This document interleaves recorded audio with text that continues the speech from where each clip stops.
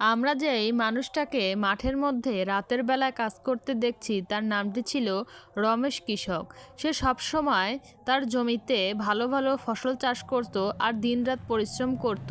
তার ছিল শখের একটি গরু, কিন্তু সে যখন রাতের বেলা তার গরুটা নিয়ে জমিতে কাজ করতে এসেছিল তখনই হঠাৎই গরুটি ছুটে চলে যায় জঙ্গলের দিকে।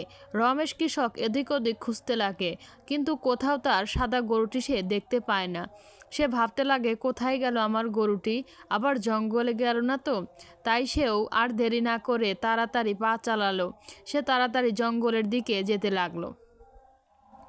সেই গরুটি তখন গিয়ে সেই শিমুলতলা গাছের নিচে গিয়ে পৌঁছালো, আর সেই গাছে ছিল একটি ভয়ঙ্কর বুড়িমা ভূত।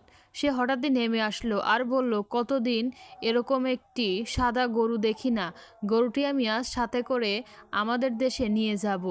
হঠাৎই সে সাদা গরুটি দেখে সেখানেই রমেশ কৃষক সেখানে উপস্থিত হলো। সে বলল মনে মনে, গরুটা তো পাওয়া গেল। সে বলল, বুড়িমা ভূত, আমার গরুটা তুমি নিও না, আমি শুনলাম তুমি নাকি গরুটা নিয়ে যাবে। তখন অনেক ভাবনা চিন্তা করলো ভূত। আমরা জানতে পারলাম যে ভূতটি ছিল অনেক দয়ালু। সে অনেক চিন্তা ভাবনা করে বলল যে, আচ্ছা ঠিক আছে, তুমি এত করে যেহেতু বলছো তোমার শখের গরু, তাহলে আমি তোমার গরুটাকে এবারের মতো ফিরিয়ে দিয়ে গেলাম। কিন্তু আবার যদি ছুটে আমার এলাকায় আমার শিমুল গাছের তলায় চলে আসে, আমি আবার নিয়ে যাব।